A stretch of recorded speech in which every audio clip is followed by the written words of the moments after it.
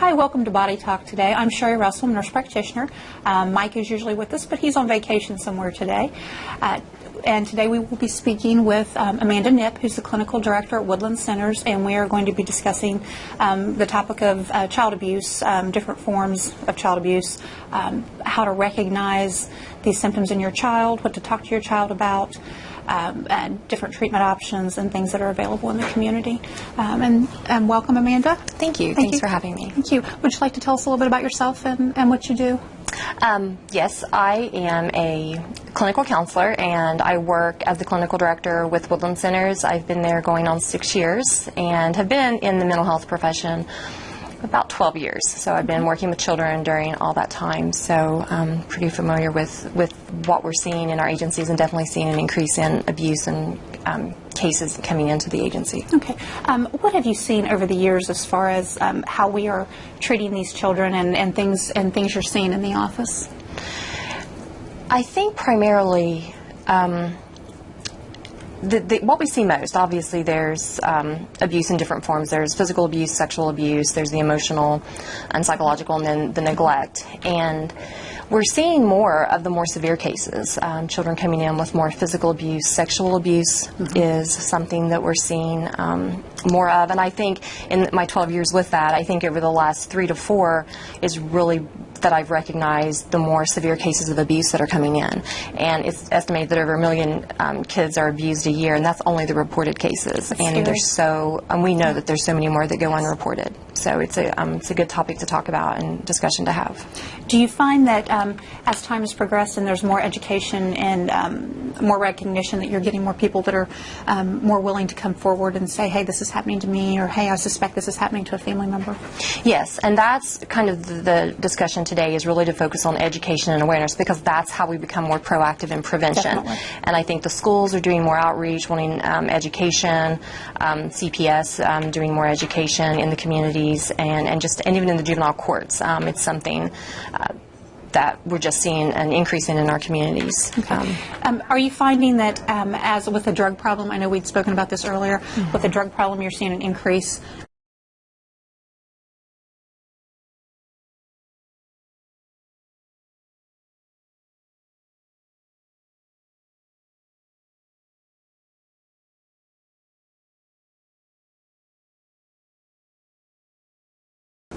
Yeah, when you see the picture, you see the child, you think about, oh, that time you were at the beach, or the struggle they had in 3rd grade, or whatever.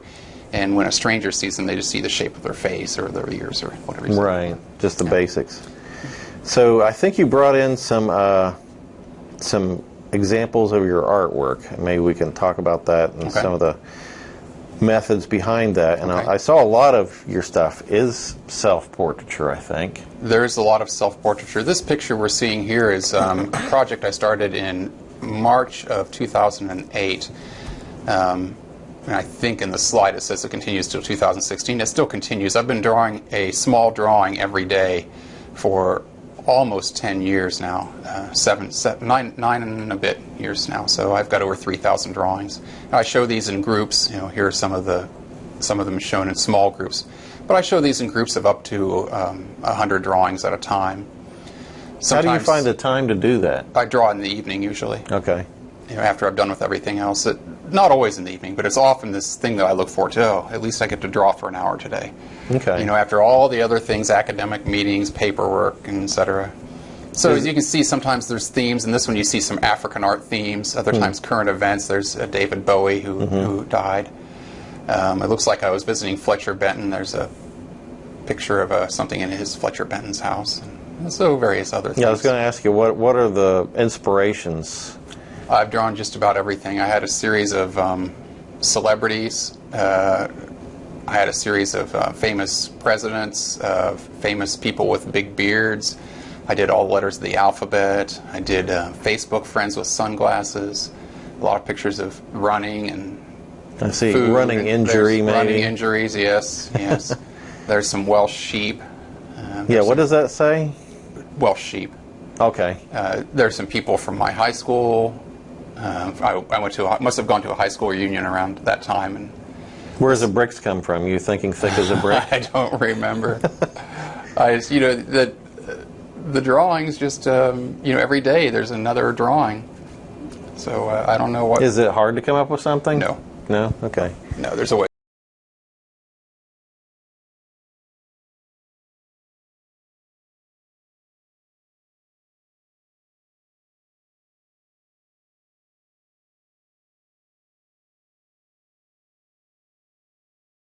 As you mentioned, we have the export assistance, which if anyone's interested in exporting a good, we've got availability to help walk you through that process. It's not an easy process. Just a couple more things to mention on the Endeavor Center. We do have training facilities. I didn't mention that piece of it. We have a 16-station computer lab where a lot of our social media trainings go on, website design. We have a capacity to seat 72 behind tables for business events, and then smaller, 25 to 30 capacity room, and then a smaller board style room too. So really, it's kind of a one size fits all building, or one stop shop, I guess, where you can come and you can get office.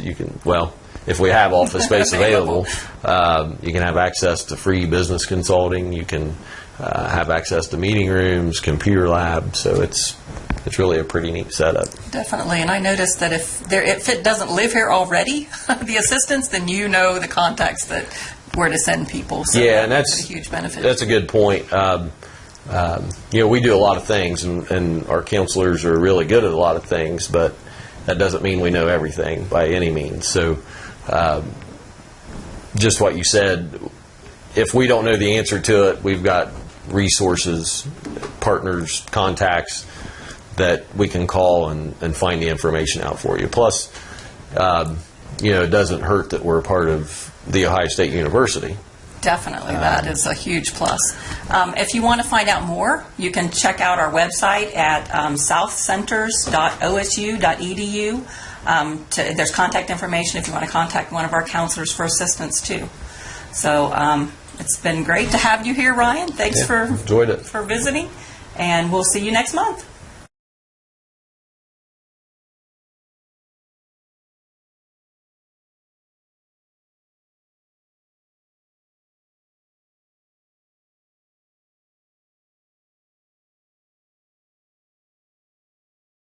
Our guests today also included among the list of honorees from the women's basketball program, assistant coach Sean Dengel, who getting ready to fly to Dallas to the women's Final Four, where he will receive an award from the WBCA, the Women's Basketball Coaches Association, and we bring Sean in now. You were honored with an honor called 30 Under 30, I guess, given to some of the top assistant coaches under the age of 30 across the country. And I guess question number one, you ought to be honored to be on the list. I'm definitely honored to be on the list. I heard about the award last year, and I looked into it, and I noticed on the list that it was a bunch of honorees from bigger schools. So when I heard, that I got the email a few weeks ago and they told me that I would be honored, I pulled over my car. I was driving to Columbus. I stopped in Chillicothe on my way up, and I pulled over, and first thing I did was call Coach Smalley, and thanked him, and it's truly an honor. I don't think a lot of people know the kind of hours that as an assistant coach and the different hats that you guys wear. It's more than just riding the bus and showing at the games and going through the X's and O's. You guys do a lot of different things. Yes, we do. Actually, I was just sweeping the gym floor, before the interview. So we do a lot of different things. We're having GBA this weekend, preparing for that. The recruiting, the scouting. There's no set hours. It's not a 9 to 5. If anything, it's a 24/7. It's an on-call job. So, as a coach, we love it. And you do more than just coach basketball here at Rio Grande. So what are your other duties, Sean? I work in intermissions as well. I truly enjoy it. So not only am I recruiting student athletes, I'm recruiting students for academics as well to attend the university. So I'm recruiting all for Rio. I'm all Rio. And you are also the kind of the liaison with all of athletics with the admissions. Is that right? Absolutely, yeah. I took on that role about a few months ago. You know, we had an influx of athletes coming in for visits, and, you know, being a former athlete, I'm currently assistant coach, I took on the role of dealing with all athletes coming in, you know, kind of making that point of contact, and from me to them, attending RIO all the way until they sign to the university. So just giving them my experience, it helps a lot. Kind of talk about, there are a lot of people who, when they get involved in athletics, it might cross their mind, I want to be a coach someday.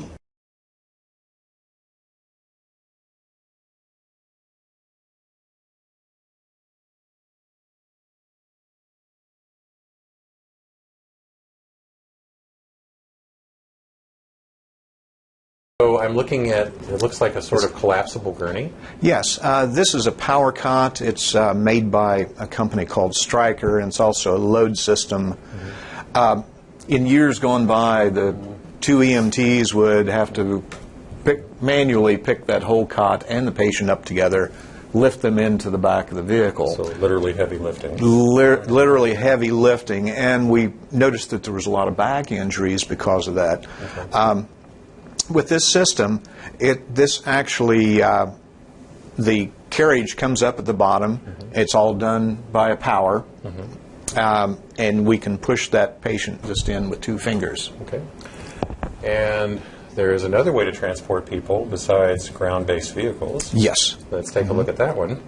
There you go. Yes. That's your air medical. Okay.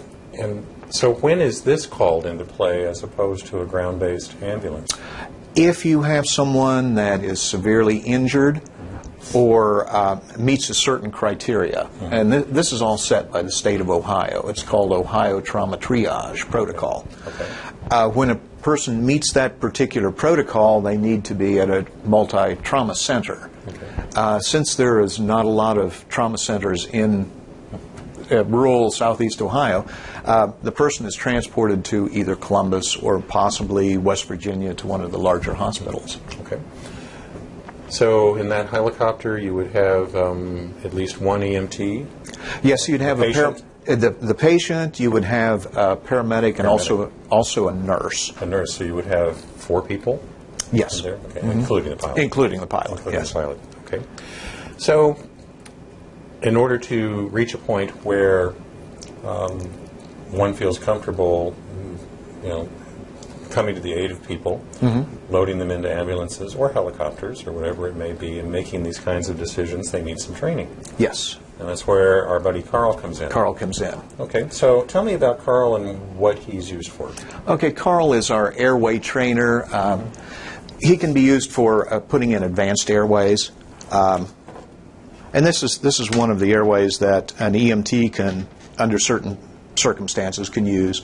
So actually, with this, we train people how to properly place this device, when it needs to be placed, of course, and the indications and contraindications of using this particular device.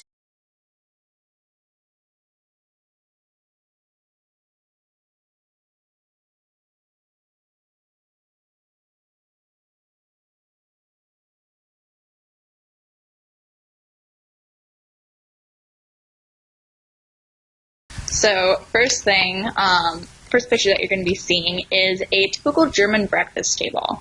In Germany, breakfast is one of our bigger meals. It's kind of to start off the day with your family in a positive manner, to kind of tell everyone what's going on with your day, what is it going to look like, and to kind of just have a little bit of community in the morning.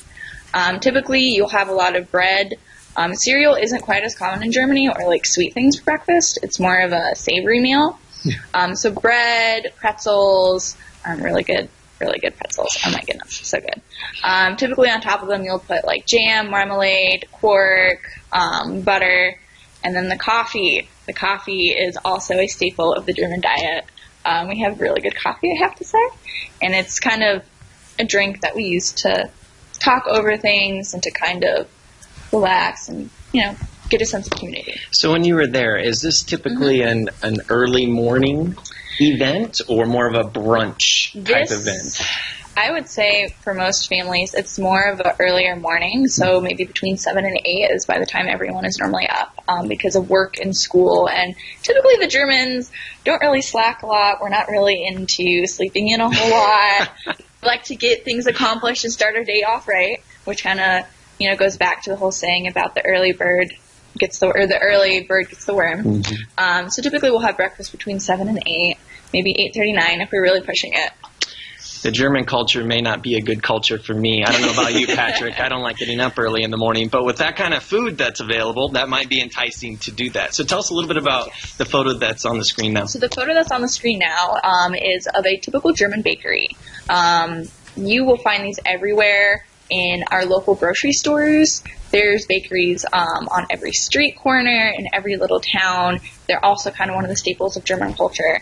Our bread, there's no comparison between German bread and American bread. The difference is just, it's so different. And my favorite thing is a German pretzel with a little bit of butter and then cut open, and there's nothing that beats that. Now, is there a difference between like the big pretzels that we would get at a fair or at a sporting event and that, as you call it, a German pretzel? Yes. They're somewhat similar. German pretzels, they're more locally grown. I believe, if you're getting really technical, the wheat and the ingredients that go into the German pretzels are a little different, and then kind of the size of it isn't quite as enormous.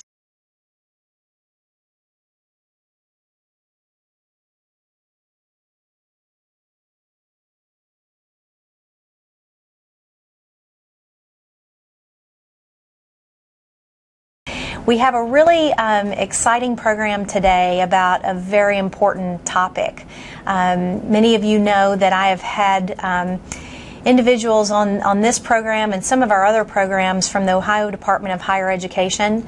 Our Chancellor of Higher Education, John Kerry, has been on this program many times, and we've had the opportunity to talk about many of the initiatives and projects that are led and supported by the Ohio Department of Higher Education.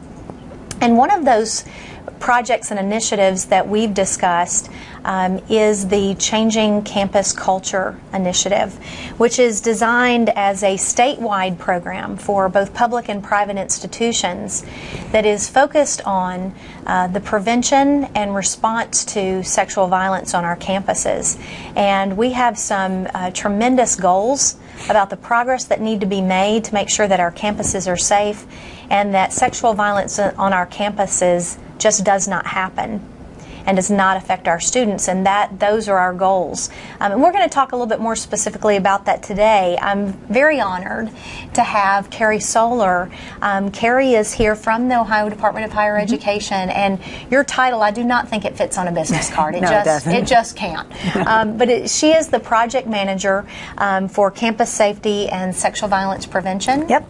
With the department, and I've had the opportunity to work with Carrie on this project really from the beginning as a part of a group of presidents that really were promoting this and talking to other campuses and other leaders to say, this is a priority, it's important, and this is where we want to go as a state and as a community of learners. Absolutely. So welcome. Thank you. Thank you for having me. Absolutely.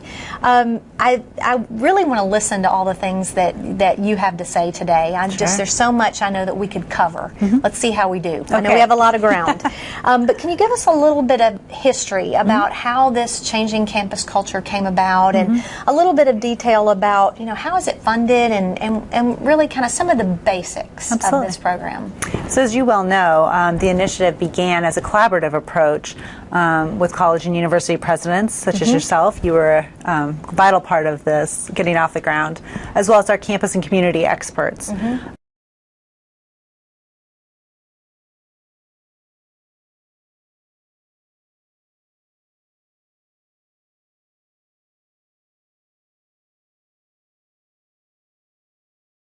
Hello, I'm Dave Apsley, your host for Tree Talk, and I'm here to introduce you to our guest today. It's a district biologist with the National Wild Turkey Federation, Lee Crocker. It's great to be here, Dave. Excited. So today we're going to talk a little bit about private lands management. We call them family forest owners. and we're going to talk a little bit about what they can do to manage their woodlands. So to give some folks a little background, I'd like to start off with a slide showing a little bit of history of what's happened to our forest land in Ohio.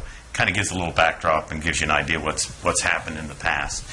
So this slide is actually from Division of Forestry's webpage, and it shows how we went from a low in Ohio of about 10% forest, and you can see over time from the 1940s up through the 90s how the land has changed from open ground to forest ground.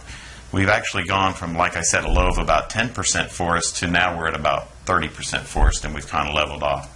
So I'm kind of curious, Lee, what your thoughts are on how that's affected some of our wildlife populations. Well, Dave, it's had a dramatic effect on wildlife. You think back in the 40s, there was no wild turkey in Ohio. They'd been extirpated out of the state and removed, and a lot of that's because there was no or very little forest land left with the 10% there. So, but there's other species. There's always a positive and a negative effect when you're talking with what you do on your forest or on your land as far as wildlife. So there were certain species like bobwhite quail that when you opened that up and you had weedy areas and grassy areas and more open land and brush, that the bobwhite quail benefited from that. The wild turkey, though, was it hurt the wild turkey with less forest land. It was good for other species. You think of ruffed grouse, who needs kind of a young forest, a woody forest, young woody forest to survive. It was great for them. For something like a deer, they're a generalist, so a generalist can survive in a lot of different habitats. So it can survive in cropland, forest land, brushy areas, all different kinds of areas the deer can utilize. So their population, once they began to come back into the state, has really boomed. And even if we lost more woodland, we'd still have a large population of deer.